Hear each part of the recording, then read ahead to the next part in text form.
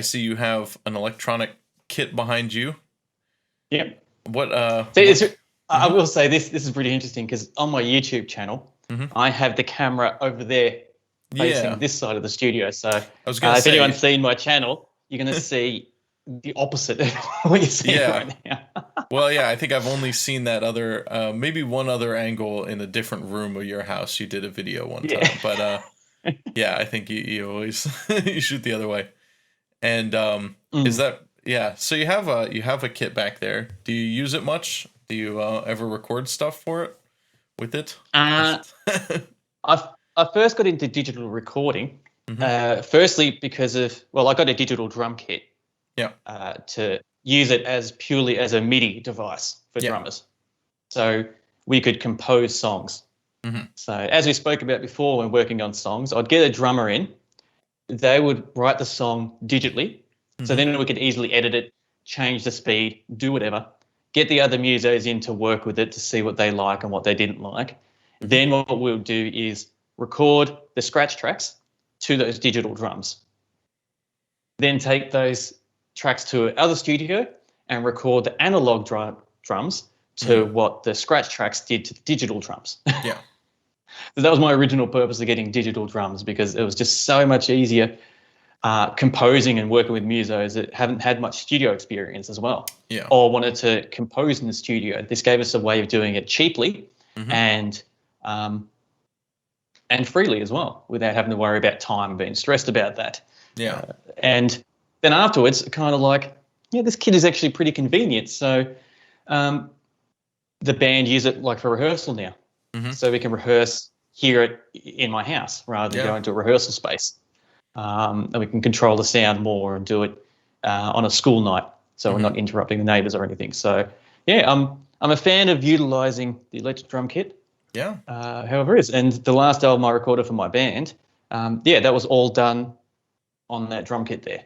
And we just used samples for them as well, because I was like, it's cheaper, it's easier, I can do it all myself independently, I don't need to go to another studio, and I don't need to stress out the drummer either, because getting a good drummer into the studio to perform an analog drum kit can be stressful. And if something is out or something's wrong or something, we miss it, then we could be in trouble town. Oh, yeah, for sure. For sure. So it just took all the stress off, and he could be creative, because we borrowed a drummer from another band to help out, because we didn't have a drummer at the time. And it was amazing, because he would come in and be like, oh, I've got a different idea for this part. Can I try it? Go for it, because we've got the one that we asked for. So give us a few different types. And he goes, oh, what do you think about like a fast one? Or what do you think about like a quarter beat one? Or what do you think about, a tribal type of one? So when it came to actually, once they were done, such a pleasure going, do we want like a tribal vibe for here? That was cool what he introduced. Or, the drummer's original instinct was this.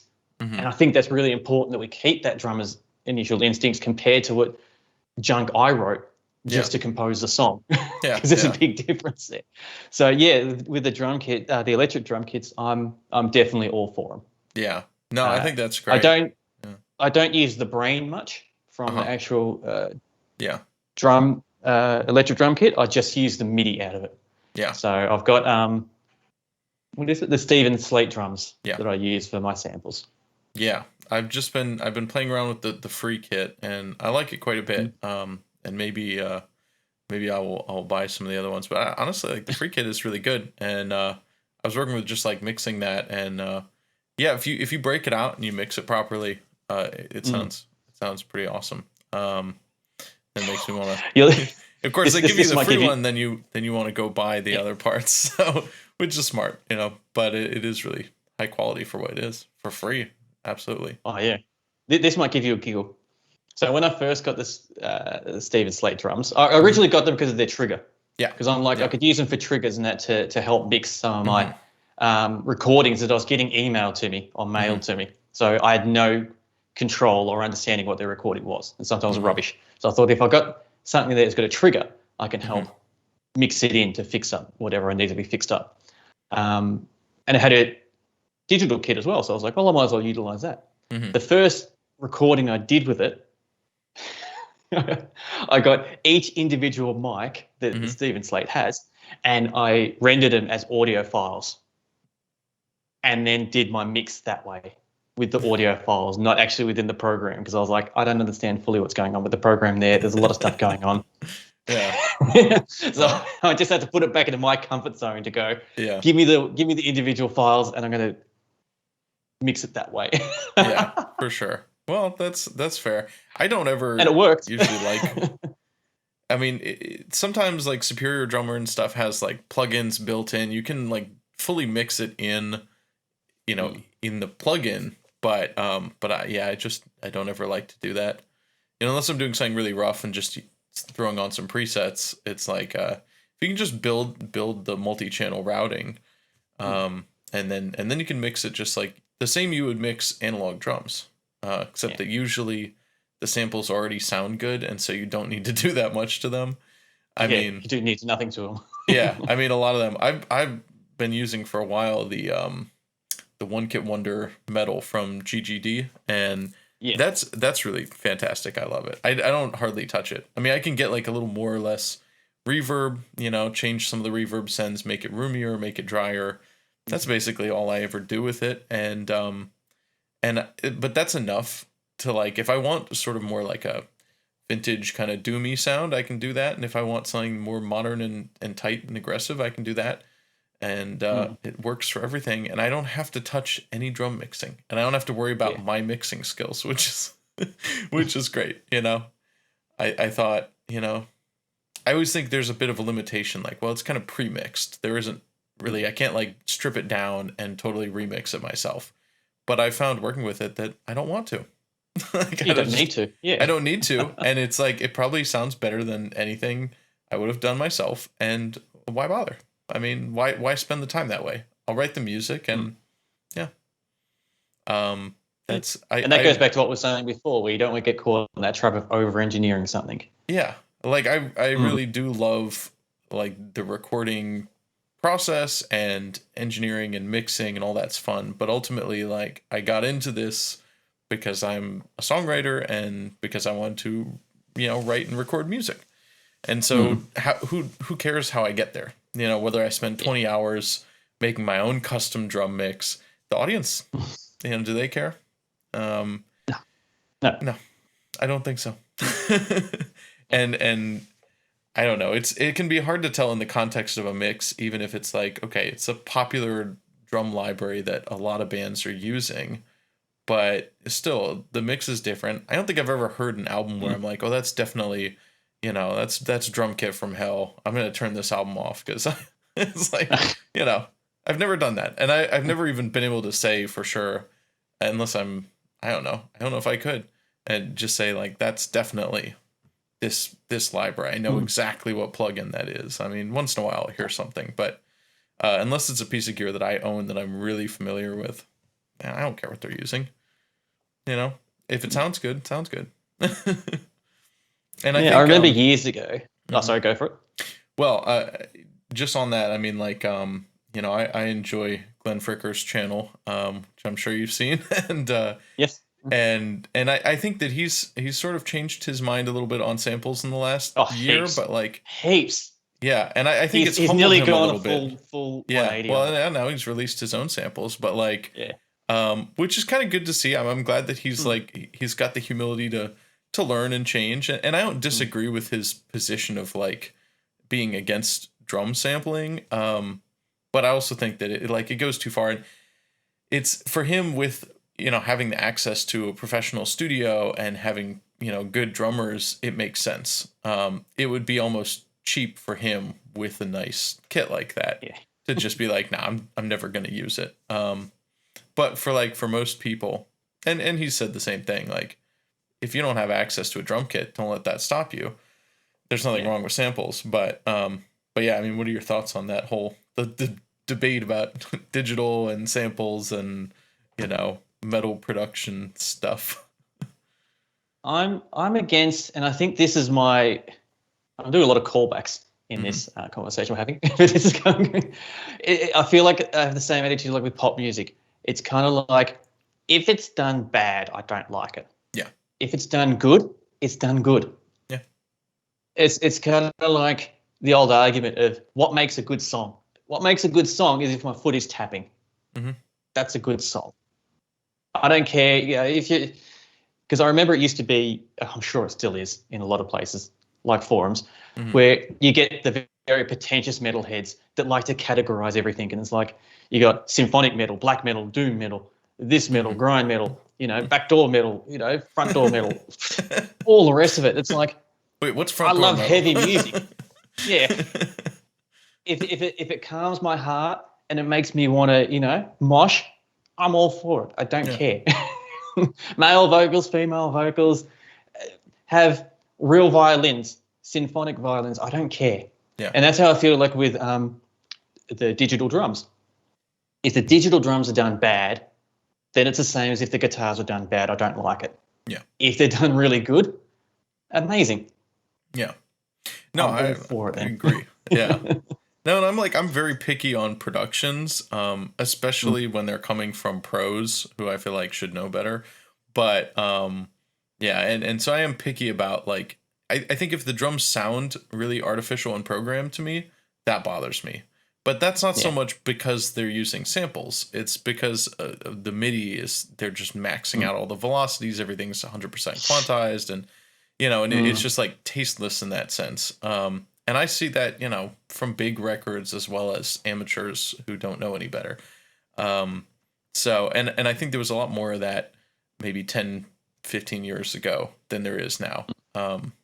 But I think if you do it tastefully, like, yeah, if it suits the song, if the drums sound good, if I'm into them, I don't like hearing if I can tell it's like a sample library, very obviously, it bothers me.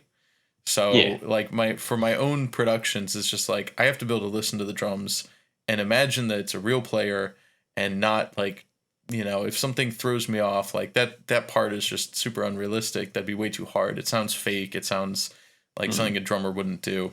Then that bothers me. So I have my own litmus test for my own stuff, which applies to anyone else. But I don't care. I don't care if anyone else uses samples. I don't care if I use samples. Like, I wish that I had the time and energy and chops to lay down awesome, acoustic drum tracks. But I know that takes so much more work, and I usually, I have a day job. I don't have all the time in the world to do this. So, yeah. So I agree. Look, I agree. Like I got caught out, not really caught out, but I got put in a position where I composed a piano song for a project, and I played piano, and we recorded to it, and we did it, and I was like, I don't like it. I'm like, no. And the vocalist at the time, she was like, no, it sounds fine. It sounds fine.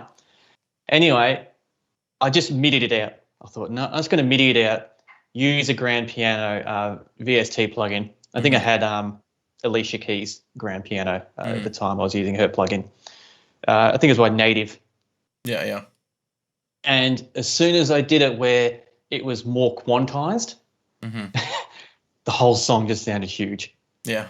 And then she heard it and she was like, oh, I'm sorry, that sounds a lot better. I'm like, I'm fine with it. I'm fine that I'm not a good enough player that I couldn't do it straight off the bat. Yeah. It's about the results and, it's true. Not physically me doing it and playing it, because I'm not the greatest piano player at all. No, it's hard. It's really, piano's not an easy instrument.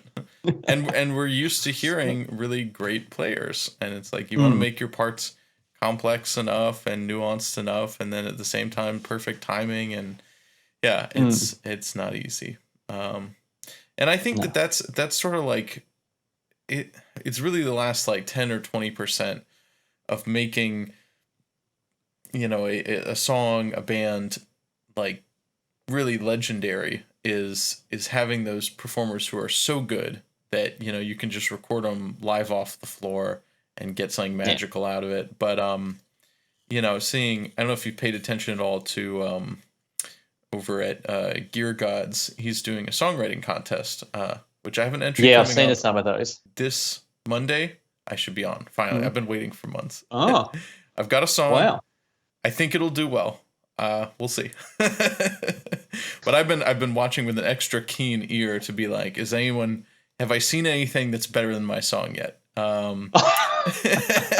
Yeah, you've got an invested interest in them. I do, and I want to win, so we'll see. But there's been a few really good entries, but a lot of them, despite him saying, it feels like he's saying the same things all the time to everyone, and they're not.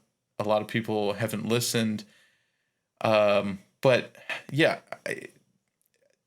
the whole debate about like samples and all that seems like when I see the raw entries that are coming in through this contest, which is just sort of a more, honest, a mixed bag of various amateur, mostly metal songwriters. And it's like, the problem is not the production. I mean, a lot of them do have bad mixes, but that's not the biggest problem. The biggest problem is the songwriting. A lot of them are just the best production in the world would not save it. There's a few where that's not the case, where they're really good songs that maybe need better production, but for the most part, it's like it's all comes down to the songwriting. I think that's by far the hardest part and the least discussed, because I've been around these metal forums and Facebook groups and stuff for a long time, and everyone talks about what kind of guitar you have, what kind of pedals you're using, what kind of amp you're using, and that's so much the focus. And I don't know, I guess I'm not in any specific like metal songwriting groups. I don't know of any, but it just seems like the vast majority of online metal discussion is all about just gear, and like that's not the problem for most people. Even the technique, there's a lot of good players they can write a good riff. They sound like they can really play. They're good at guitar. But it's just like putting together a song. It's difficult. And I think in a way it's kind of extra difficult because most of us, like, we're not trying to write the next big pop song. We want to do something different. But then you go from like, let's not do a top 40 pop song into way off the deep end. It's like, that's just a boring song. I don't care how you split it. Like, you don't need to play that riff 12 times. And like, but one of his big things was riffs don't make a song, or riffs aren't a song. Yeah, exactly. And I agree. I'm like, they're a cool riff, but it's absolutely not the backbone. Yeah, and if you want to do something instrumental, like, put a melody over it. Just a simple guitar lead. It doesn't have to be a guitar solo. A lot of them could really just use a really dead simple, easy guitar melody line or a synth patch or something to give it some melody, give it some context. And I feel like there's sort of this bit of a mentality with a lot of metal guys that like you've got complex riffs and you got complex solos and there's like no in between. And if you want to write a good song, often it comes down to like write a good melody that's simple and unique, and don't worry about like, oh, I need to put in a bunch of sweeps here.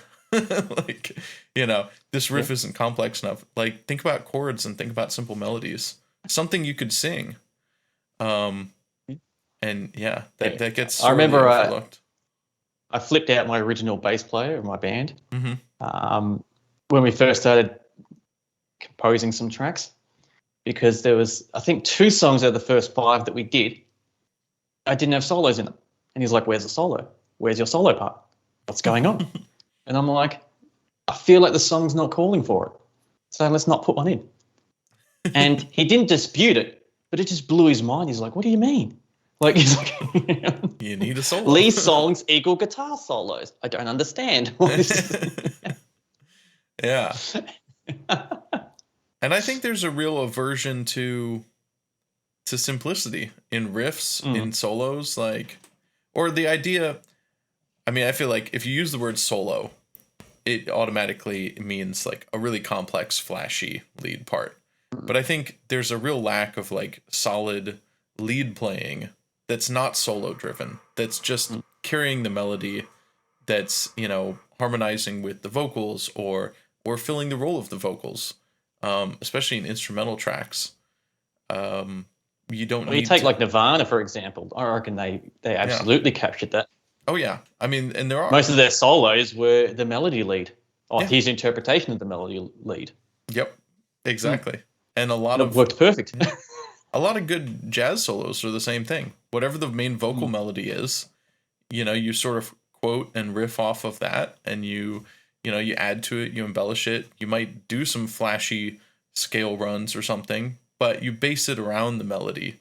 And even a drum solo can do that too. I mean, you think about the rhythm of the melody of a song, and you translate that into your drum solo. Maybe it doesn't work as well in metal, but in jazz you can pull it off, where the solos don't have to be flashy and fast all the time. Yeah. But yeah, if you tie a song together around a simple motif like that, and it's not like, oh, that's somehow like a pop thing that's beneath us. It's like, look at every great classical composer. Yeah. There's a hook in there. Every soundtrack is full of it. I mean, you get into soundtrack music, and every character has a theme, and different moods have a theme, and the leitmotif everywhere, and that it's so powerful, and yet it seems to be really neglected in metal, and I think it's too bad. Yeah. I mean, I agree. Even if you look at all the old Disney movies and their theme songs that they have in it, exact same thing. Yeah. I mean, like, I don't see why it should be not really part of our vocabulary. And a lot of the great, metal songs, especially the ones that have ended up being commercially successful, have, one or multiple hooks that you can sing that everyone knows. The riffs that you go and you hear at Guitar Center, like, that's a measure of success. You walk into a guitar shop, you got Crazy Train, you got Smoke on the Water, and Stairway to Heaven. Stairway to Heaven, yeah. I mean, it's like, well, you know what? Those are the riffs that they've beat the odds. They've won. Yep. And it's clear why. They're easy enough to play. They're fun to play. They're catchy. Everyone knows them. Yeah. So, yeah, I think I don't know. I think the songwriting contest has been interesting. It's ended up being a lot more interesting than I kind of originally thought. That it was just going to be, a bunch of random stuff. But I mean, just I feel like I've learned a lot, like, watching it. And when I watched the first couple of weeks to see what was out there, to sort of get a sense of the competition and see what Trey wanted, because he's the only judge. So I thought, okay, I'll just make note of all of his critiques and give him exactly what he wants. Hopefully, we'll see. But I have to do my own thing and make it fun too. But we'll see. It's going to be really interesting to see your one on there. Yeah. I put a lot of effort into it. I took a good, I don't know. I spent a lot of time on it. But we'll see how it does. I think it'll definitely, it should at least get an honorable mention. I made a fun video for it too, even though that's icing on the cake. But a little green screen never hurts. So yeah, no, that's definitely beyond me, all that video editing stuff. So yeah, I touched base with a little bit a few years ago when I was doing film clips, but it's definitely someone else was driving that force, not me. So yeah, I've got a basic understanding of it, but not how to implement it and put it together. As if you see my YouTube video, very, very basic fade in, fade outs. Yeah, you don't really edit stuff. Yeah, there's definitely room where you could make them more concise, but that's okay too. I mean, not everything needs to be hyper edited too. I think it's nice to just sort of you're not like overproduced, certainly, and so you're just being yourself, and you're interesting, and you're talk about cool stuff. So I think that's. I mean, at the end of the day, I'm working out of my home studio. I'm using my phone as a camera, so I don't even. Nice. I've got one box light that I'm using to help fix the lighting, and also I'm doing 2 videos a week. Yeah, you do a lot of videos. Yeah, it's. I don't want to say it's rushed, but I don't invest the time when it comes to editing because, well, time is a factor. Yeah. So I've got it down to a pretty fine art of the different scenes that I want in my videos and how to edit them, and how I put them together. Like, for example, having hands reach here, like I've got like preset note. I don't know. You can see like preset notes on Your screen exactly. framing.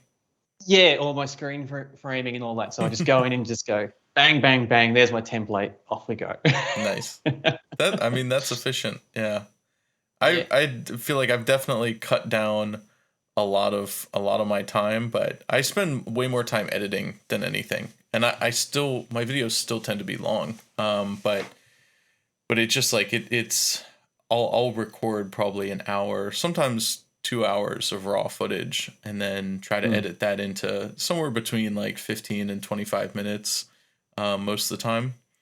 And that means a lot of it gets cut out. And I still feel like I'm keeping, the best of it. But if I was really, super critical and I thought like, people really wanted like a 5-minute video, I could do it. But it's difficult too. I mean, I always feel like, I don't know, we're making content for people who are already in this niche, who are interested in recording, interested in guitar tone exploration. You're not really. It's a very specific market. It is, yeah, and it's like it's not like beginner guitar content. It's for like guys who have spent way too much money and time on guitars. and, yeah, so it's like those people are like the ones that I'm thinking about, and it's like, okay, well, you might want to, hear and see this particular feature, and like I could cut it out if I wanted to make a snappier video, but I'm not reaching like, tens of thousands of 12-year-olds who have a zero attention span. Like I'm reaching guys who are really invested in guitar stuff, hopefully, and I think they have a slightly longer attention span. Even though my videos are long, my retention rate is not bad most of the time. And where it is, I can kind of see. It's like, yeah, I probably should have edited that section a little better, and people tuned out there. But I look at the retention rates, and they're not bad. Considering that I make long, boring videos about guitars, it's not bad. It's interesting. Well, the one thing I really appreciate your videos, I feel like that's what I'm aiming to do. Hopefully I am doing it, but I can't judge that. It's only other people can judge if I'm doing what I'm attempting to do successfully, is you're having a conversation with someone about whatever you're talking about. Yeah. It's not just a case of, here are the things, A, B, C, D, E. It's not like a marketing promotional thing where it's like, all right, I need to talk about this, this, and this. It's like, no, here's the thing. And we are talking. It's just that, it's a video, so you can't respond back verbally. Exactly, yeah. So when I watch your videos and like others, I feel like I'm having a conversation, and that's what I'm attracted to, those type of content creators. And that's what I feel like when I do my videos too. I just want to have a conversation with people. So a lot of the time my videos, I'll admit, I'm like, this isn't working. I don't know why. Let's find out. Let's check it out. Let's explore this together. I'm not going to go away and become an expert on this one little thing and bring it back to you and go, here are the points, A, B, C, D. No. Yeah. No. We're in this together. Let's do it together. Or what's happened a few times, other people have known more, like yourself, and have corrected me. Yeah. And I'm like, and then you learn. I'm going to I'm going to learn. I'm going to reapproach this differently next time, and let's compare the difference and see where it actually stands and sits. And yeah, I've definitely been open to learning as much as I can through these as well. And I've learned a bucket load through all this as well. Because I do come from a very old-fashioned, not very old-fashioned, but having the analog background, moving into the digital world, it is completely different. And we have learned how to capture things differently, approach things differently. And I don't want to be across all of that, because it's always fun learning and exploring. So the fact that I'm not across all that, I am learning, and it's helped me explore more. So it's great. Yeah, absolutely. Well, I was blown away when a month or so ago, I was doing this MIDI controller, and the crab one. The crab. Well, I'm from Maryland, and we're into crabs here, so it's our state symbol. But yeah, no, it's. Anyways, I knew I wanted these multicolored LEDs, and I wanted it to like come on with the different buttons, like most commercial guitar pedals, like multi-effects pedals do already. So I knew it was like something possible, but I pulled in a friend of mine who's a professional coder, and I was like, hey, just like spend a few hours with me and figure this out. He'd never worked with the software, and he did. We ended up figuring it out. But then I put in the video, he was admitting that he was like, this works, but the code is not like other coders might think this is kind of lame. It's a little amateurish or something. So I said that in the video. It's like, hey, comment below if you have a better solution. Very first comment. Yeah, someone did, didn't they? He just gave me the code, and I plugged it in, and it worked, and I was like, what? And I had like, I don't know, probably less than 100 views on the video. I've got like a small audience, and then not a lot of people had seen the video, and the very first comment just fixes the code. So I I gave him credit. I updated the project in the description, and it's like, yeah, I mean, that's it just kind of really impressed me. I understand if you have like a huge following, that's gonna happen, but I have a pretty small enough following that I didn't expect that. I expected maybe like a year later someone to chime in, not 2 days or something. So that's cool. I mean, I've definitely been very fortunate not to have much negative. Oh yeah, yeah. I've had a couple, but they haven't been too bad, and most of the time it's their opinion. So I'm like, well, I'm not going to say you're wrong, so it's fine. Yeah, that's how you think. That's how you think. I think that's it's a good thing, with being a smaller channel right now. It's like you're not going to get a ton of negative. People aren't going to just like hate on you because you're famous and they're jealous. I think a lot of it comes from that. It's like if you're a big target, you'll attract a certain amount of negative attention because you're famous and they can get some attention by ragging on you. But at least when you're small, and hopefully, by the time that you have a big enough audience that you start attracting some serious negative attention, that, you've developed a thicker skin and know that it's just, it's just kids on the internet. Like you can't take it too seriously. I mean, people have their opinions, but in Australia, we had in the mid-90s, I'm sure it was before as well, but I definitely noticed it then. It was really big to punch down on anyone that was more successful than you. Yeah. Like just instinctively.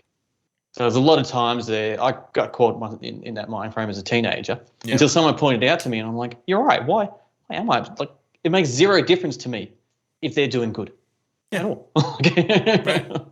At all. We get that. And then I remember there was whole band wars at one stage, and I was like, who cares? I can buy both CDs. You don't have to tell me not to like another band. I'm still going to buy your CD. I'll buy theirs. It's fine. Yeah, right. I can go to both gigs. It's fine. It's something that has always, really bothered me about the metal scene is like, and I won't say it's getting any better, but like, especially when I started getting into stuff, probably around like, I don't know, early 2000s. There's just like a lot of forums and, review websites, and they're just like hyper negative of everyone. And it's like the reviewers most of the time have never like probably been in a successful band. If they've ever been in a band at all, they don't know a whole lot about, recording or anything. So their perspective is like just a guy who likes to listen to metal CDs. But they're just ruthless about it. And there's such, elitism, and you see it especially in like sometimes the black metal guys who are just like, oh, it has to be produced this way, and it has to be more cult than that, and it's like, and a lot of that came out of the fact that these guys had no real other options, and they turned, there's no choice. They turned what was like just their situation, that they only had a 4-track recorder, and they made like an aesthetic out of it, and they made a sort of identity out of it, and like props to them for like doing that. But then you get these legions of, fanboys who are just like, no, it has to be a 4-track cassette recorder. Like, it's like, okay, I mean, sure. If that's the vibe you want, that's fine. But, I don't know. And I still see it all the time where it's like any band that's successful, like, I mean, I don't necessarily like, all the biggest commercial selling metal bands, but I usually, I can respect them for what they do and respect them for their success. And most of them are too big to be releasing terrible music, at least. I mean, maybe not my taste, but most of the time, like, the songs are well written. They at least have enough people around them to say, hey, this part is bad. Like, let's cut this. So by the time you get it, the songs are pretty well written. They're performed well. They're recorded professionally. And it's like, okay, so maybe you don't like the style of music they play, but who cares? But I don't know. It seems so silly to focus that much attention on like hating other bands and Yeah. complaining about it, and unless they're unless they're total jerks and they're, I don't know, stealing gear at gigs, like you can hate on them for that. Like that's I'll That's hate a a worthy band for reason that. to hate Yeah, on that's a them. worthy reason. Like, but I don't know, just hating them because you don't like their songs, like whatever, get over it. Yeah. It's okay, and I hopefully people grow out of that. But there's always a new young generation who gets into it, and there's some appeal to that, I guess, with any kind of underground music, that like you're better than other people because you know about something exclusive. And so people like really build their own identity around like liking underground music, and they get really snobby about it. But it's it's a silly thing. It's It is. something It really to is. grow out of. Hopefully, by the time you're out of high school. But you're right though. Like it's still there, and it's always been there, isn't it? To some Yeah. extent, Oh yeah. that It's probably been there. subculture that they've Yeah. created for themselves. Yeah. I imagine it's just sort of like every generation goes through it, and Mm. especially kids in like high school, there's always going to be cliques, and there's always going to be different groups of people, and I'm sure it goes back to the beginning of forever.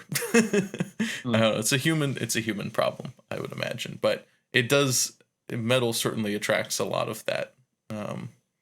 And unfortunately, some people don't really ever see past it too well, and I think Yeah. it's a shame for them, because there's definitely bands that I used to just rag on and think, oh, they're too popular, and then it's like, then I start listening to them as like a guilty pleasure, and then it's like, actually I really really do like their music, and now I feel ashamed, but Well, I was like who that with cares. the Australian band Silverchair, Mm. because in Oh. high school I looked like the lead singer. Oh. So people used to like, they weren't that very intelligent with their insults, but that's what they used to push on me. Uh-huh. So I used to not like Silverchair purely for that reason. Yeah. Now I listen to their music more, and I'm like, no, actually they're pretty amazing. Like they've got some killer stuff. Yeah, exactly. So then it became my guilty pleasure, which it should Yeah. never have come to that. Like I should have just enjoyed them, and that was it. Yeah. No, totally. I mean, I years ago was in one of my first metal bands. I was like, I remember our lead guitarist was, well, we had two lead guitarists. I won't want to insult them. They both were the lead guitarist. But yeah, but one of them was he was really into In Flames, and I was just like, oh come on, they're mainstream, they're lame. Like that's, how can you listen to that stuff? And like they only I got had the In one. Flames top on. Yeah, there you go. Yeah, I was like, anything past Lunar Strain, like that was, Yeah. they can't do. That was a good anything. album. It was a good album, yeah. It wasn't their tightest, and some of the songwriting wasn't the best either. But but it was a good album. I mean, I've listened to all their albums a million times, but I think like we argued a lot about it, and I was very adamant that like this band is bad. And then like later we broke up, and well, we broke up within a year, I think. But him and I argued a lot. It was a problem. But I always like remembered that and was like, okay. And so I always had to reevaluate, like, do I really hate In Flames? So I ended up just like listening to them so much that they're like one of my favorite bands. I mean, like I've listened to all their albums a million times. Some of their stuff is kind of corny here and there, but yeah, like it's just, I don't know, because I was so strongly opinionated against them, I ended up like in order to try to validate my own dislike of them, I listened to them to the point that I really like them. And now I feel bad because I'm like, you know what? I was a jerk to my friend for no reason. And now, and he was right. They are a good band. So I'm sorry. But, that happens. I think going back to what we were talking about before, like In Flames to me is a prime example. I loved them when they first came out with Jester Race, Colony, Clayman. Like I remember when they all came out, we went to the record store, going, oh, release date, give us a copy, reserve us a copy. Oh, yeah. But then with the whole digital world exploding like how it is, I actually missed out in their last, I think, 3 albums. And I went back a few months ago and listened to them all because they just got released and I missed it because it was bombarded with so much stuff. And I'm like, this is one of my favorite bands. And I had no idea they released 3 albums. That happens. Yeah, that happens to me. Yeah. Yeah, like heaps. And then I went through this whole journey. Like, what other bands did I love back then? Are they still going? Do they still do Yeah. stuff? And like the beauty of missing out is I get a chunk of stuff in one big hit that I get to enjoy. I don't need to wait for the next episode to come out next week. I've got it all here. It's true. I mean, and it is always fun to like, I'll look up a band on Spotify that I haven't listened to in a while, and expecting to go listen to an album I was released years ago, and it's like, oh, they got a brand new album, or maybe they have several, and that is always fun. I didn't like their last album, but I really liked Sounds of a Playground Fading. That's one of my favorites. That was an amazing album. I'd say that's definitely my favorite. Yeah, I think it's phenomenal, and a lot of people online hate on it for some reason, but it's like the songwriting is really good. The production is great. The vibe of the whole album is just it's just killer. The whole album from start to finish. Yeah. Yeah. No, the following one I thought was like just not so great, but everything before that. What's your favorite album from them? That Playground Fading. Yeah. Beforehand, it was Colony. Yeah. Then I remember I really hated on what was it? R2R, Roots to Remain. Yeah, it's called. Reroute to Remain. Yeah. Because I first heard it and I'm like, oh, this just sounds like it's poorly put together and done. And then years later, I listened to it again. And I'm like, no, they captured some amazing rawness. Yeah. And that's what they're going for—a nice raw, like push and grind. And now, it's definitely up there in my top 3 of their albums. Yeah, no, it is a good album. Yeah. Yeah. I just thought it was like soft and cheaply recorded. I was like, what the hell is this? And because I just didn't understand it and didn't give it enough time when it came out. I've always wondered too with the name of that album if if that's a reference to them sort of, because they were sort of changing their style at that time. And if the name is just a reference to them, I don't know, sort of adapting so they can, stay relevant and stay, on top of things as a band. Not that they were really like chasing a trend or anything in that, but, just sort of, they did sort of simplify their riffs a little bit. I think they sort of ditched a lot of the last bits of some of their older, more black metal inspired stuff. And his vocals have just gotten so much more creative and dynamic now. Like he's worked on his voice heaps. Oh yeah. He's not taken anything for granted as he's gotten, further into his career at all. Which is rare too. I mean, he's one of the singers who you can see he's made progress every album. Whereas like I was listening to the new Iron Maiden, and I love Bruce Dickinson. I was not a fan of that latest album. No. And I just felt like it was, and I could be wrong. It sounds like an Iron Maiden cover band. Yeah. I felt like it's like, this is just us doing our thing, and we're not going out of our way to try and push anything to the next, our next big thing. We're not going to try to get out of our comfort zone. We're not going to try to push anything. It's kind of like, this is an afternoon of us writing casual songs, and this is just us. Which is too bad, because I mean, like I love Iron Maiden, and I mean, I think they're one of the best bands of all time, and especially their 80s stuff was just phenomenal. Power Slave is an incredible record, and everyone on it. I mean, the great thing about them is like every member of the band is amazingly talented, and yet they don't like step on each other's toes all the time. It's not like, it doesn't seem like just this big show off fest, Like it's musical, but they're all really good. And it's just fun to hear that dynamic. But yeah, I mean, Bruce's voice, I can't really hate on him for it, because he's getting old, and like his voice is just, he's been through a lot. But it's just not the same anymore. And Anders is a lot younger, but he's really, he's starting to get up. He's in his late 40s now, probably.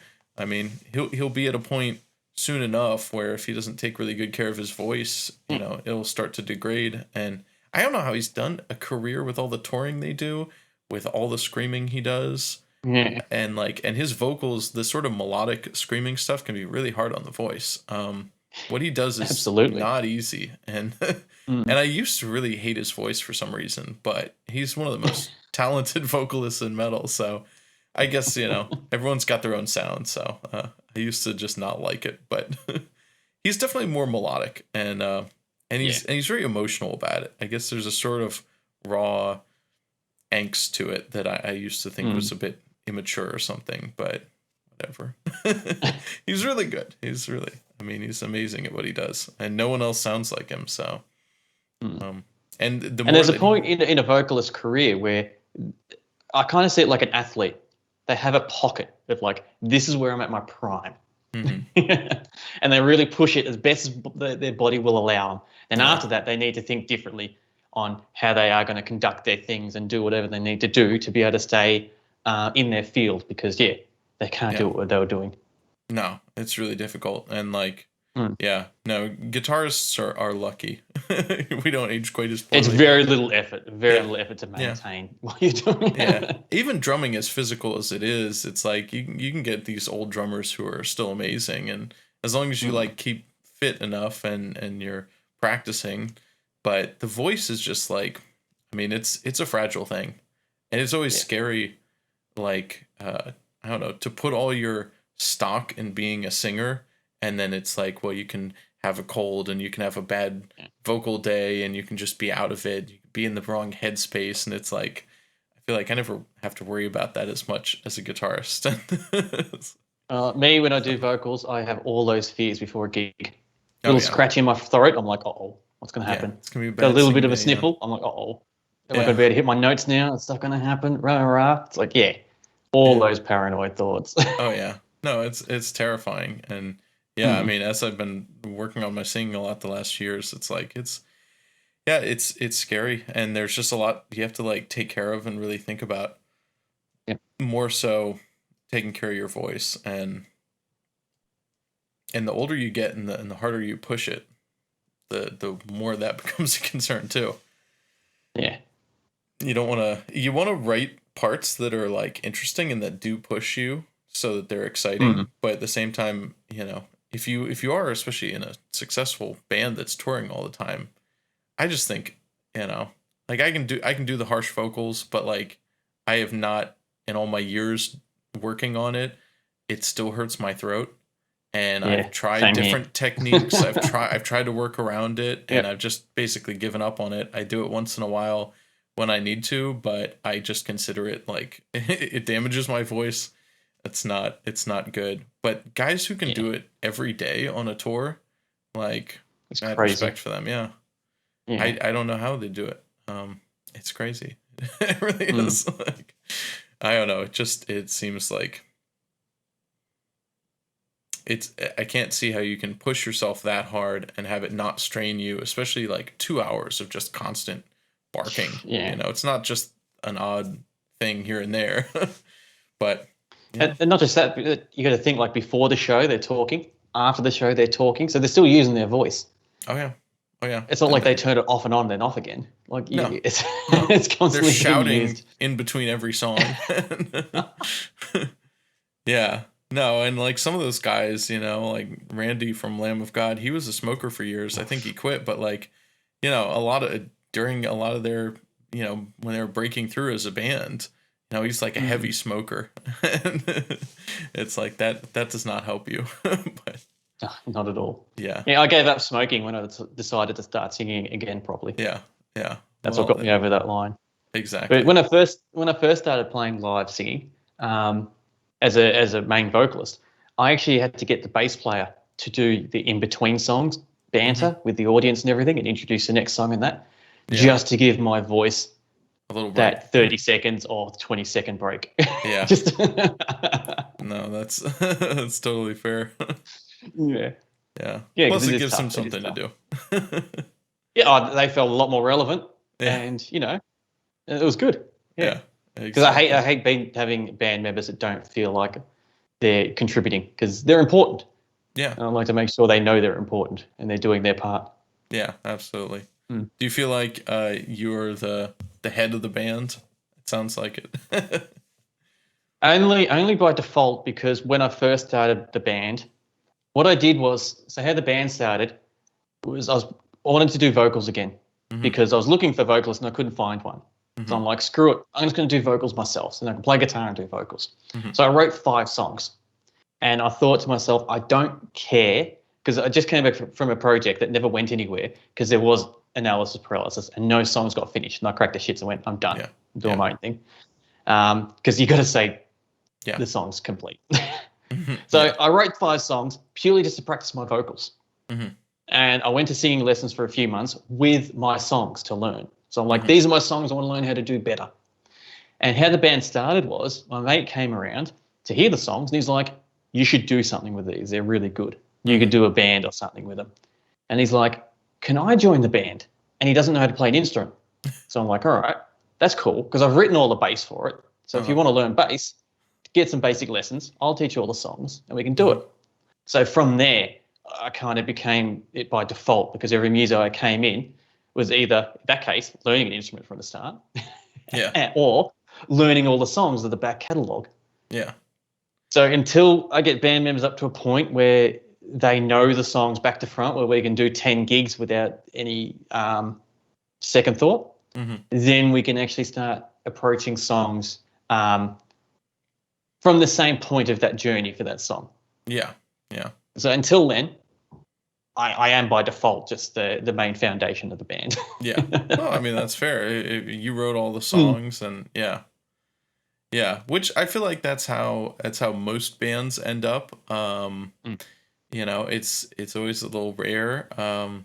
In my band, I mean, it's been 3 of us for about 10 years, and I feel like we're all, especially the guitarist and I play bass. You know, we're writing in the room, in the rehearsal room. It's like I'm trying to sort of catch us up a bit on some of the technology, but we're still doing it. You know, or we're doing it very, you know, old school with just loud amps and a drum kit and you know, and writing everything pretty much in the rehearsal room. It took me a few years before I even set up a computer over there just to record everything just right off the floor. I mean, it sounds bad. It's just a couple of overhead mics to capture everything, but at least we can like have a record of our songs. So if we spend 3 hours hashing out one song, I can have a recording of it so we don't forget it for the next week.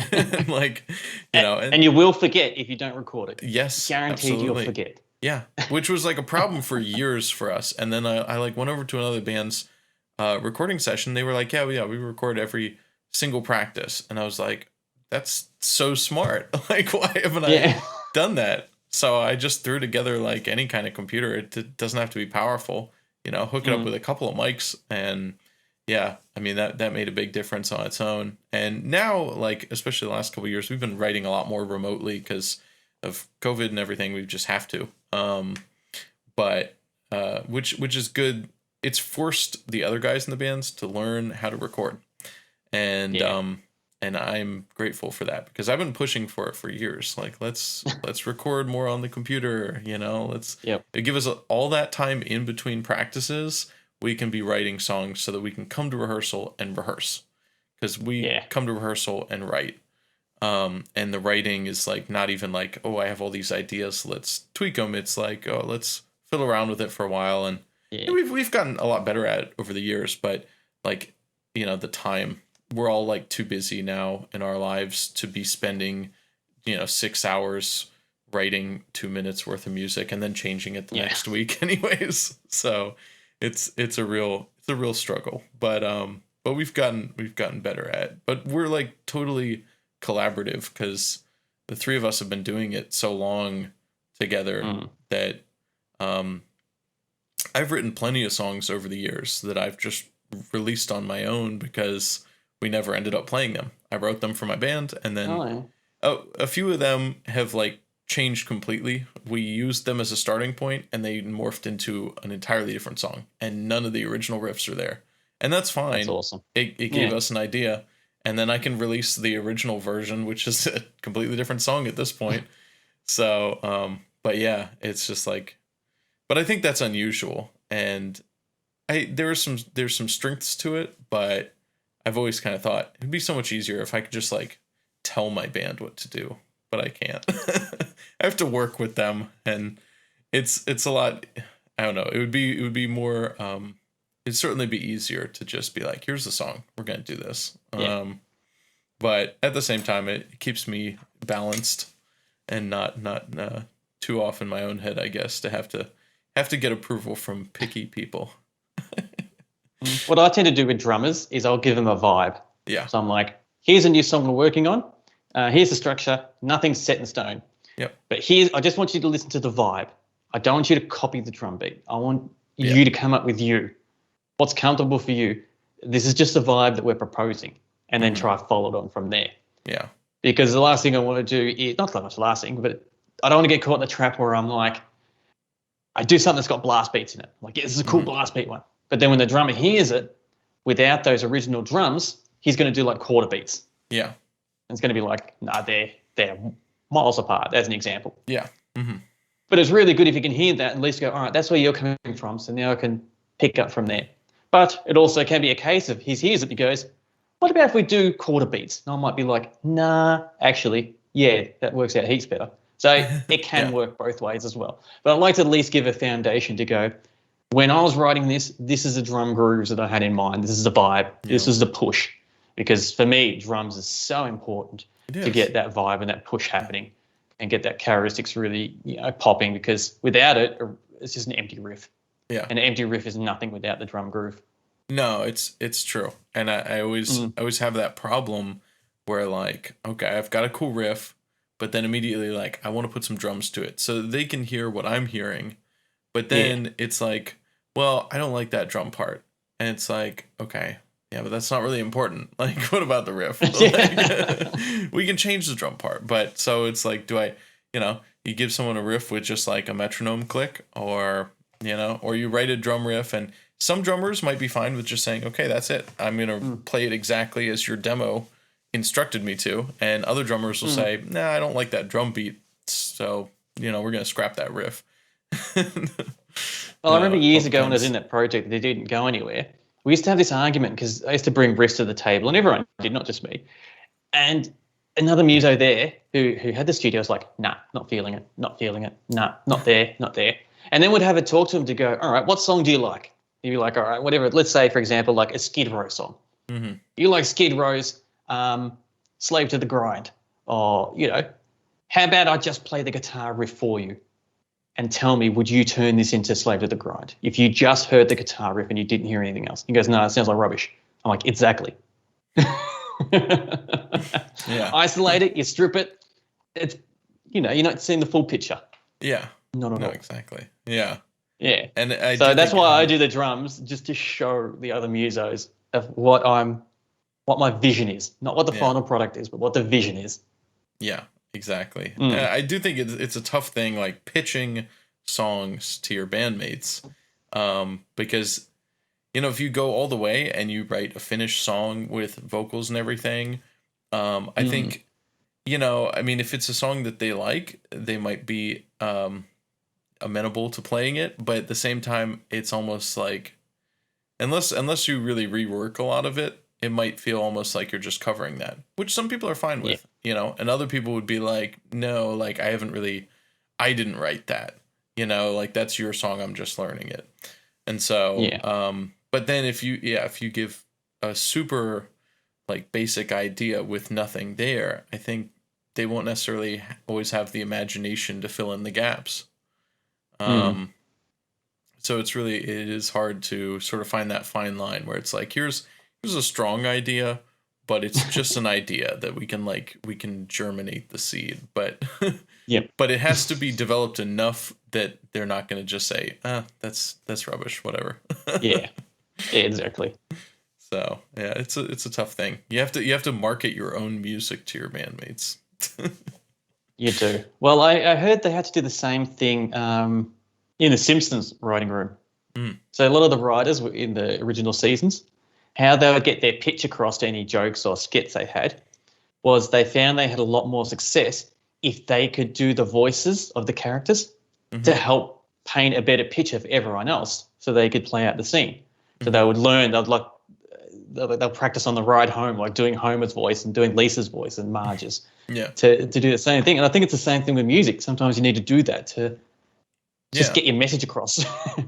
No, that's true. that's true. I mean, and a lot of successful, yeah, shows and bands and everything have been like ruthless with each other. And yeah, rewatching this old Lamb of God documentary, they were talking about the song "Descending," which they were just like ripping on him. They were like, "No, we hate that. Like, that's not metal. Like, we're not gonna play that." It ends up being like one of the singles from the album, right? It's one of their Yeah, big songs. Like, yeah, it's huge. it's a huge hit, right? And his own band was just like about to throw it, and if he didn't, really advocate for it and say like, "Yeah, we're doing this, we're putting this on the album," then like one of their big hits would just be on the cutting room floor somewhere.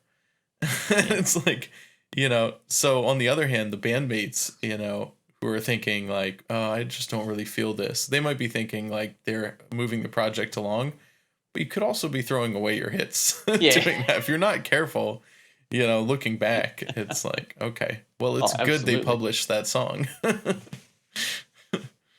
Yeah, and I always try to treat it like with my band, if I've got song ideas or different songs, at least to give it a chance, give it a try. Yeah, Might be definitely. rubbish, it might not go anywhere, but it costs, or with the setup we've got anyway, it costs us nothing to try but time.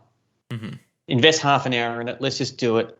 Even if we have to hold it then for a week to listen to it, to see how Yeah. it digests compared to the two different versions or however many there are, at least give it the shot because Yeah. it doesn't hurt. And yeah, there have been plenty of times where young Lee, in his teen years, would have gone, that's the biggest load of crap I've ever heard, no chance. Hmm. Where now I'm like, no, actually that works. Let's do that. Yeah, exactly. Because young Lee would have missed out on the opportunity, and as you said, just left some amazing stuff just in the rubbish or on the floor in the corner somewhere. Yeah, no, exactly. And it's so easy for that to happen. And I think, you're talking about the electronic drum kit. I think that's like a big benefit in the writing process to have the freedom Mm. to just be like, all right, let's try a different beat here. Because sometimes that's all it takes. Mm. And sometimes the one Yep. that, you write a riff and you come up with a drum beat for it, but then the drummer might have a totally different idea that's way better. And or you might come up with something else and think, yeah, let's try it out. And there's like, especially you're just recording a MIDI file. It's like you can record 20 different takes on that riff and then go back later and say, okay, which of these really fits that part? Which of them moves the song along the best? And I think that's awesome. That's yeah, that's such a cool tool. When you guys are recording over there, or rehearsing, do you what's your setup like? Everyone in ears, or because you got the E kit, so We're experimenting with in-ears. Mhm. We were halfway through experimenting it before we re-hit lockdown. So Yeah. during our little pocket of hope where we got to socialize The brief in our respite. city. Oh yeah, it was like 3 weeks or something. So Yeah. yeah, it wasn't long. It's great. You gotta take advantage of those. Yeah, we did, and we did. I wanted to go into an in-ears rehearsal. Mhm. So what I thought, what I was working towards was, if we get in-ear rehearsals happening the best, Mhm. we can drag that setup and have it for our in-ears for live, Yeah. and get a split system Yep. for XLR cables, so we can plug them straight in there. One going into in-ears, one going to front of house. Mhm. So the engineer doesn't need to worry about us on stage at all. Yeah. Like, not in the slightest. And if we do it properly, we'll have perfect quality all in our ears, whatever venue we're playing at. Yeah. And the venue's going to have their quality that they can do what they do best to front of house, because we've got nothing to do with that. We need to put the trust in them to do that. So we used to do just quiet. So we used to have like 15-watt amps running in here just quietly with the electric drum kit hooked up to a PA system. Mhm. But the in-ears just work so much better. They do. Yeah. We have a Behringer mixing console, a digital one, Mhm. that we can all control our own mixes on it on our phones with it. Uh-huh. So That's it's connected awesome. to Bluetooth. We all just make up our own mix. So it doesn't matter what anyone needs. They just sort it out themselves and they're done. Wow. And that's it. What So if my vocals are annoying them, they can just mute me. It doesn't matter. That's cool. It doesn't affect me. It doesn't affect anyone. Is that a X32 or? Yes. Yeah, the Air X32 lot. Yep. Yeah.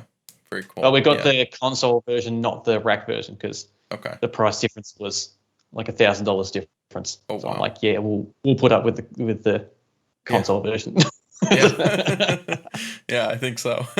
Yeah, I thought about getting one of those. I ended up getting like just figuring out without even really buying any gear. Because my band room we have a PA with couple speakers. We have a little old Behringer analog mixer, and then just drum kit and amps. And we had vocal mics going into the analog mixer. All I did really Yep. was get a little headphone amp, right here actually, and just split out the signals. It's just a little Behringer. Oh, yep. Yeah, Yep. and split out the signals from the stereo outs of the analog mixer. And then we all have individual volume controls at least. We can't change the mix. But just send that same signal. And I mic'd up like the kick drum, the snare drum, and then all of the amps and then the vocals. And it made a huge difference. Like we're still playing just as loud in the room, but now we can hear the vocals perfectly, and we can hear the kick drum. Yeah, because like the kick drum when it's not mic'd gets buried under, especially if you've got a big bass stack, loud guitars, and so yeah, like being able to hear the actual kick drum now clearly, helps the drummer a lot, helps all of us, and then being able to hear our vocals clearly, because I would just be like singing as loud as possible to hear myself over this deafeningly loud band practice. And even with a big PA right next to me, I could I couldn't make out the details of my voice. Sometimes I couldn't even make out the pitch. Like, am I singing in tune or not? Which is important. Yes, very important. And so having like a really even basic monitoring system like that, where I can finally hear my own voice clearly, it's amazing. And we recorded the demo for our last album that way too. Just, got in a proper mic setup for the drums and just turned the amps really quiet and record everything like live off the floor. Did a couple takes. We got it banged out in an afternoon and then did the vocals in post. And it's like, it's that much makes a big difference. Like I cannot go back. And it took me, I don't know, over a decade. I didn't even have to buy any gear. It took me like a decade to figure out I could just run in-ears off of what I had. And it was life-changing. So, and my bandmates were like, no, we can't do that at first. But I was like, just do it. Like, get it. We got some in-ear headsets. They're like $25. They sound fine. Yeah. And just like do it for 1 week. We'll test it out. We'll see how it goes. Yeah. If not, you've bought a pair of headphones. And nobody rejected it. They didn't think they were going to like it, but after hearing it just for one practice, everyone was sold on it. So, I think it makes a huge difference. And I hope that all bands are doing that you should be. Yeah. In today's day and age, like, absolutely. Like, I have a few friend bands that went down that path. And they kept telling me, you got to do it, Lee, you got to do it. But my bandmates were the same. They were like, nah, not keen, not interested, didn't want to invest some money. And I'm like, but we spend money on our amps. We spend money on our pedals. Like, it's fine. We just no. But with it's not even expensive now. The in-ears. It's really cheap compared to how it used to be. Yeah. Yeah, for sure. I mean, you can get custom ones for a few $100, but like, yeah, no, even the cheap ones, like I wouldn't mix on them, but for monitoring myself, the upper mids are like really pronounced, so they're great for vocal monitoring. And like almost everything important is in that range. So your vocals, your, the articulation of the guitars, the click of the kick drum, like it's all loud and clear, and it's got a pretty good bass. It's kind of scooped in the low mids, but you don't really need that for performance. And in fact, it's probably good that it's not there for live performance. Yeah. So yeah. Oh, it is really, really life-changing. And speaking about drummers, like my friend's band, two of them did it actually, where they bought a thing for their drum throne. Yeah. Where it hooks up via their drum kick mic. So when they actually do a kick, they feel it come through their seat. Because they had the issue too before they got in-ears that they had no idea how their kicks were traveling. And that just changed their whole perspective on drumming. Yeah. And they could actually feel the kicks coming through where they were sitting. That's cool. It's like a little, I've seen the butt kicker. It's like it's a module like that. I've seen it for like home theaters mostly. It's like kind of like a subwoofer, but you like screw it to the leg of like your sofa, and it's this little metal box, and it's basically a subwoofer, but rather than a speaker, it's just like some kind of driver that shakes like the couch, so you like feel explosions and stuff. So I wonder if you could use something like that, strap it to your drum throne. Probably the same kind of setup, yeah. That's interesting. That would be fun though, if you could feel every kick. Yeah. Well, I could hear the difference in their performances. Yeah. Like, yeah, their confidence just boosted. Oh yeah. Through the roof. Yeah. For sure. Well, I mean, it must be hard, and like, I feel bad for our drummer playing for so many years without being able to, really hear his kick playing clearly. I mean, he knows he can feel, if you're on beat or not, but also we couldn't hear it clearly. So he might be playing on time, we might be off, and we don't know. So, for everyone involved, it's just monitoring is important. It's just like, absolutely. And it is funny how much money we spend on these expensive boutique tube amps and expensive pedals, and then we go into a rehearsal room that's, often acoustically not good, and we blast it so loud that we can't hear what we're doing.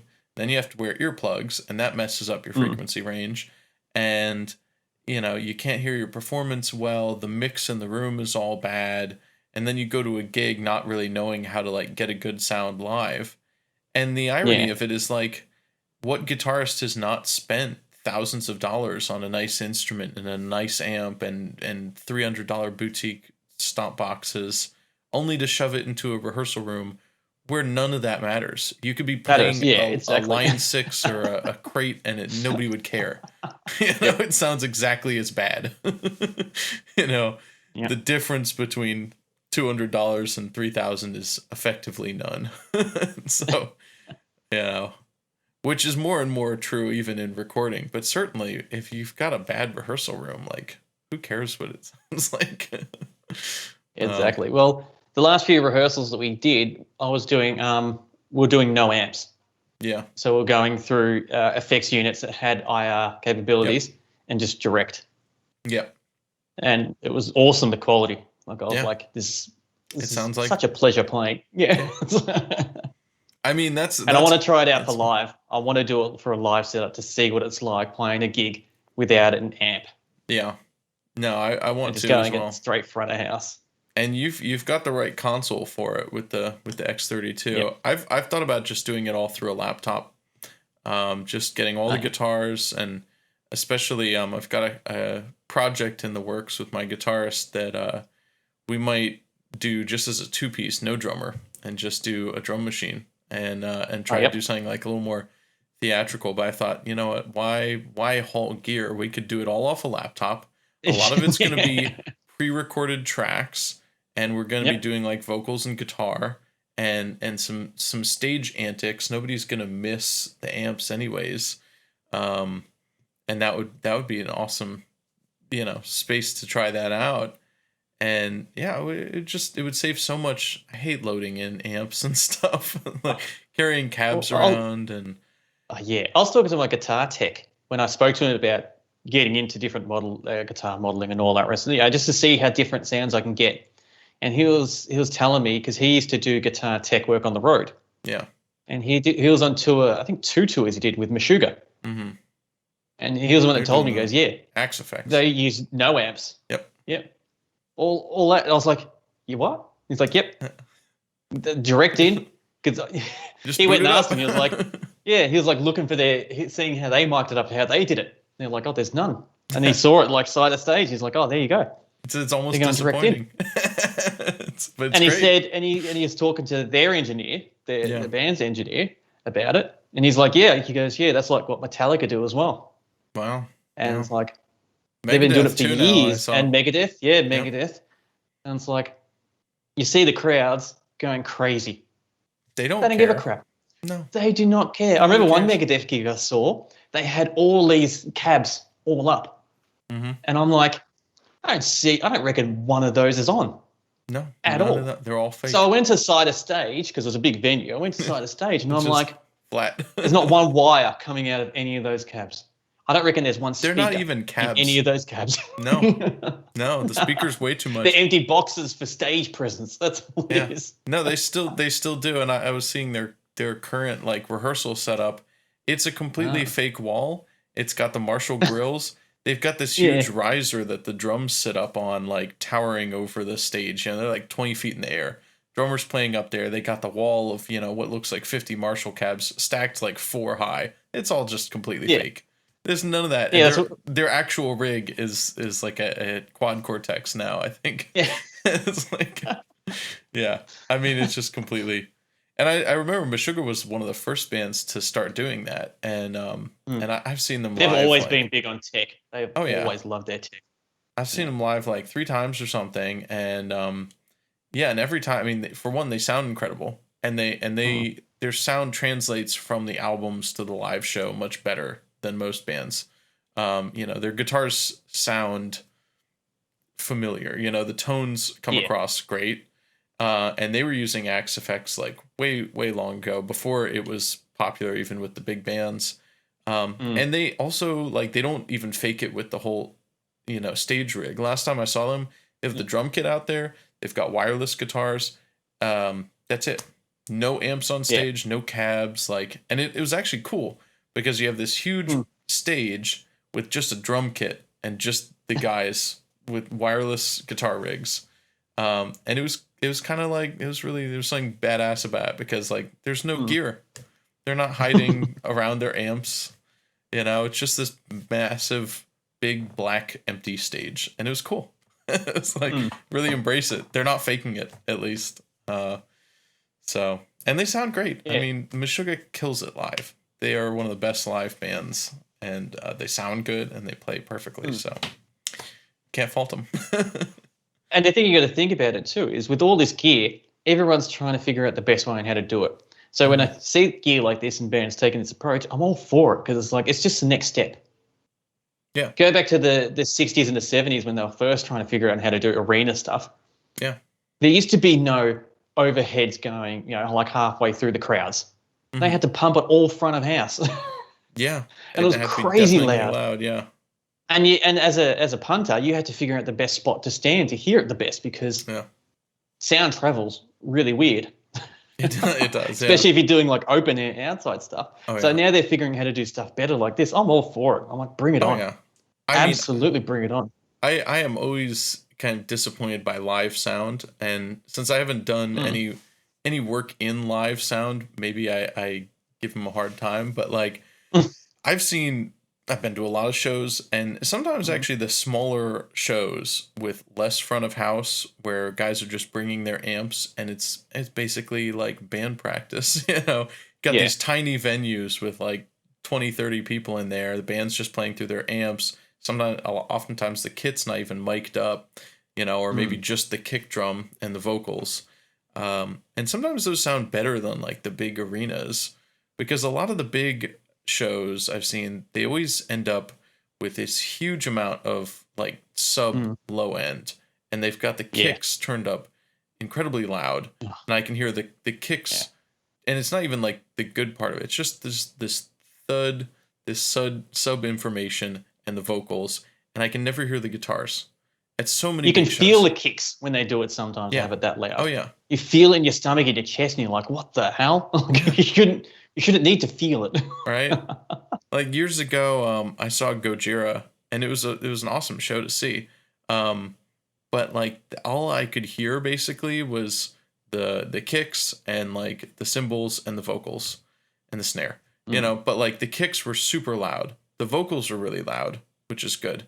But then like the guitars, it's like who is mixing this show? I mean, it's a metal show. We want to hear the guitars. Most of us here play guitar. We're here to see the guitar. Like, we like double kicks, but we know what they sound. Everyone sounds the same. So turn them down a little. Like, you should be able to hear the kicks. It's great to feel the kicks, but it shouldn't be so loud that you're like, well, I've got no room for guitars and bass. I've been to a lot of shows where I'm trying to listen to the guitars, or especially the bass guitar, and I just can't hear it. Like I cannot hear it over the just wall of kicks and the rest of the drum kit to some degree. Yeah, it's sad. It's sad. It is sad. Like, yeah. I remember when I first saw Soil work live. Soil Yeah. work from Sweden. Mm-hmm. Amazing band, but their Mhm. bass player, I didn't realize how awesome his bass sounded until there was a part in a song where it was just him playing bass, And you can and hear it blew me away. I was like, that is one of the greatest bass sounds I've ever heard in my life. Yeah. And it just got lost as soon as Yep. all the rest of the band chimed You get in. 2 seconds of Such it the a shame. entire night. Yeah. No, it is. It is really a shame. And, Mm. you know, I'm always scared of that as a bass player, too. It's like, am I just going to get lost in the mix? So I have to overcompensate and be really loud and throw a lot of distortion and a lot of high end, you know, throw a lot of treble on it. But bass does make, like, it makes a huge difference in the mix. You know, you take the same, you don't even have to make it quieter. You just take a really grindy and gnarly sounding bass and see how it, you know, makes the guitars sound so much more aggressive, and then just, like, you know, high pass it and just leave in only the sub information. It's a totally different mix. I mean, it loses so much, like, raw, because the bass is really, it's nasty, right? I love fierce. a nasty, dirty bass grinding sound. I love it. I love it. It's so good. It's so good. Mm. And, like, a lot of, And it chunks up all the guitars too. It does nothing but good. Yeah. For the overall mix. Yeah. Almost 100% of the time. The one case recently, one of the few times I've ever listened to a record and said there's too much bass. I was listening to going back through the Lamb of God discography, and they did a re-release of, I think it was As the Palaces Burn, maybe. They did like a remix, remaster a while ago, actually. But yeah, it was not good. I mean, it was better than the original. It was better than the original in a lot of ways, and it would have been perfect if they just made the bass a little quieter. They made the bass too loud to the point where it was stepping on the guitars, it was stepping on the drums, and it was like, and in the original mix, it's a little quiet. It could use more, but it wasn't like it was completely buried and they had, it seems like they just ran the opposite direction for no real good reason. And it just made the guitars sound worse, and it was distracting because the bass is like, it's got a lot of rawness to it, and too much takes away from the cleanness of the performance, sort of. It makes things sound a little bit messier sometimes. And so, but that's like one record in an entire genre of music. Yeah. I'll say they need to turn the bass down a little bit. It's so rare that you get too much bass. Yeah. I'll tell you this quick story quickly. I was doing a sound for a band live, and I don't like doing sound live. I'm not a fan of it at all. I much prefer the studio. But anyway, I got roped into this gig, and there was a band called The Balls playing, a Melbourne band. Really cool 3-piece. And we're at a small stage, and I was like, you know what? The foldbacks here are a little bit, everything, even the front of house a little bit, It's a super small venue. So I'm just going to do, like what you said before, I'm going to do like a rehearsal setup. And we're getting all the levels, and I told them that. I go, look, you're going to get nothing through the foldbacks because I'm not even micing your stuff. You know, I'm going to mic the snare, the kick, and vocals. That's it. That's all we're doing. And they were cool. They're like, yeah, fine. Yeah, do whatever you need to. That's no problem. And as I was like running through the crowd doing a sound check, I'm like, you know, guitar, turn it up a little, down a bit. You know, you do your little, we all know sign language when we can't, when the music's loud. Yeah. And I flipped out the bass player because I was like, you know, bass player, I go, you need to go up. And he was like, what? Am I too loud? And I go, no, I want more bass. And I go, do you mind if I EQ this a bit? And he's like, what do you mean? Because he's just shocked. He's like, what do you mean you want to improve my bass sound and you want to work on it? You want more of it? And I'm like, what do you think of this? And I changed it a little bit, and he's like, that's not going to be too much for the mix? I go, it's going to help the mix. Trust me. He just flipped out because obviously all the other sound engineers are like, turn down the bass, turn it down. Yeah. It's like, no, I wanted more of it. I'm like, bring it on. Yeah. Bring it on. Let's And then unfortunately you realized he didn't know his parts. He was like, are you sure? Because I haven't rehearsed at all. No. I'm so used to being buried in the mix, I don't have to know the songs. No, it turned out great because as soon as he pumped in that bass with any riffs and that, it just made the whole place just bring it up. And it was a small venue, and they're a decent yeah. sized band, and it was pretty packed. And yeah, when that bass, because a lot of it was absorbed by people as well, so we had that advantage too to give it a little bit more grunt. Yeah. Well, We kind of it's needed like to. We needed. yeah, exactly. I mean, it's so much more dynamic in a mix because the bass, it changes notes, and so the low end is always moving around and getting a different dynamic. Whereas when you just turn the bass guitar way down, turn the kicks up, you just get this level, and they're often either triggered or just compressed to hell. So you just get a very consistent level of the same note, the same frequency. And if you sacrifice some of that kick sub and go for the bass sub, it's like you have so much more movement there, and it's musical too. It actually goes with the song, assuming the bass player's playing the right parts. Yeah, it just makes sense. I don't know what it is with maybe a lot of the live sound guys that I've had the pleasure of being around don't mix metal or something, but because it always seems like this mix would be great for hip hop or something where you want a ton of kick sub and vocals, and that's all that matters.